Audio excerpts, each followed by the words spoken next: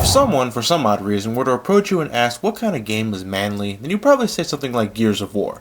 But not me. To me, there's no game series more manlier than Contra. Now, there are many, and I mean many, Contra games out there, but for today, me and Elliot are going to focus on the ones that actually have a number next to them. And yes, I know, technically Super C doesn't have a number, but it's considered to be the second in the series.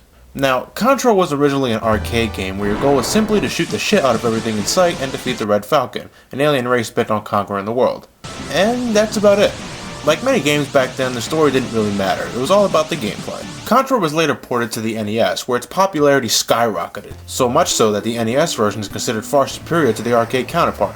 Only a manly game such as Contra could accomplish such a feat as that. As the heroes, you can shoot in 8 directions, decimating everything your bullets touch, and you can also crouch to take out ground enemies and avoid point-blank ownage. In addition to your regular gun, you can also collect power-ups ranging from invincibility, a flamethrower, a machine gun, a laser, and of course, the super sexy spread gun. Seriously, the spread gun is simply one of the best power-ups in video game history. It has terrific range, covers great area, and it simply destroys bosses. If you're playing 2 players, then you'll both most likely lose lives just fighting over who gets the spread gun. Overall, in terms of design, Contra is very simple. You simply move left to right, shooting everything in your path, and then you defeat the boss. Every once in a while, you'll come across stages shown in a different perspective, but overall, it's just as simple as the side-scrolling stages. Now, Contra may be simple in design, but it is one of the hardest games you'll ever play. First off, there's tons of enemies and obstacles. It's not too bad when you begin, of course, but right after about the 4th stage is when the game picks up the difficulty level severely. Secondly, it only takes 1 shot to kill you. That's right, it only takes 1 shot to kill you. Third, and most importantly, you only have 3 lives and 3 continues. Let me say that again. 3 lives and 3 continues. That's it. Are you man enough to beat this game with those stipulations? No? Well, then you can use the Konami code. Yes, although not the first game to feature it, Contra definitely made it popular. At the title screen, you simply press up, up, down, down, left, right, BA, start, and suddenly your lives jump from 3 to 30. Combined with 3 continues, that gives you a total of 90 lives to beat the game. And if you still can't beat the game after entering the code, then you, sir, are not manly enough for this game. You can also make it a bit easier on yourself by having a friend join you in 2-player co-op. This is where Contra really shines. In the end, with smooth controls, a challenging difficulty, and a great co-op, Contra for the NES is a must-own. Next up is Super Contra, but for some reason the word Contra is only represented by its first letter C. Did the word Contra suddenly become too taboo under Nintendo's policy? Who knows. But what I do know is that Super C is just about everything Contra is. And that's about it. In terms of gameplay, Super C is exactly the same as Contra, only with different level designs, different bosses, and instead of third-person levels, this game sports overhead ones, which you can either love or hate. There's not much to say about Super C that hasn't already been said about Contra. The gameplay is still silky smooth, the power-ups, though the same, are still awesome. There's a code that could get you 10 lives instead of 3, which definitely helps, but the game is still incredibly challenging, though some would say it's a bit easier than the original Contra. Alright, now we're moving on to the Super Nintendo. Contra 3 The Alien Wars sets our heroes once again going against the Red Falcon, who are now within the realms of invading Earth. Besides the obvious graphical facelift, your arsenal of weapons have now changed a bit. First off, your default weapon is now a machine gun, so you no longer have to continuously mash the shoot button to get some rapid fire going on.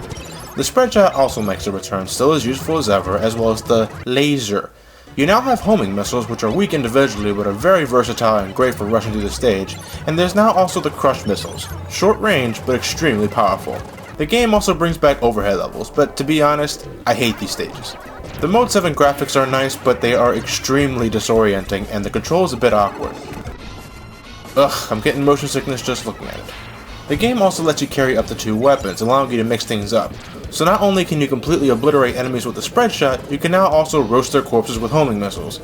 Contra 3 is definitely a 16-bit gamer's wet dream, but it will kick your ass hard! I'm not joking when I say this is one of the hardest games I've ever played. It's probably just me, but I put this game right up there with Super Ghouls and Ghosts in terms of sheer frustration. First off, like the earlier games, you can only get hit once. One time, and you're dead. Secondly, your lives and continues are limited and there's no cheat code to expand them, unless you have the Japanese version. And finally, if you get hit one time, you're dead! I cannot stress this point out enough. With everything this game throws at you, and bosses that can stress out even a Buddhist monk, Only being able to get hit once is like getting shot in the ass and then getting tapped on your nuts. And you know what the funny thing is? This game is not even considered the hardest Contra game. Nope, that honor goes to Contra Hard Corps for the Genesis. But don't even get me started on that game. But even with the hair-pulling difficulty, Contra 3 is still a lot of fun. With everything that made the first two Contra games great, plus a little more, Contra 3 is something the most manliest of men should consider for the SNES collection. Or if you have a Wii, which manly men wouldn't have, you can buy it on the Virtual Console. Now after Contra 3, there were many other Contra titles. Some sucked, but others were considered Contra greatness. It wasn't until 2007 that Contra 4 was finally released. Why they decided to wait 15 years to give a Contra game the number 4 is something I'll never understand. Now because recording DS footage with a camera is never a good idea, this review will be pretty short. In terms of gameplay, Contra 4 plays exactly like its predecessors, the only real difference being that the game makes use of the two screens. The difficulty is still pretty high, but it isn't as extreme as its third one. You can also select up to 4 different characters, changing things up a bit from the usual 2 heroes you're familiar with, and you can unlock more when you complete challenges in the game's challenge mode. There's not really much to say about this that hasn't already been said about the previous games. Overall, if you love running gun games, then you'll love Contra. If you love difficult games, then you'll love Contra. Contra. Truly this is a game for men.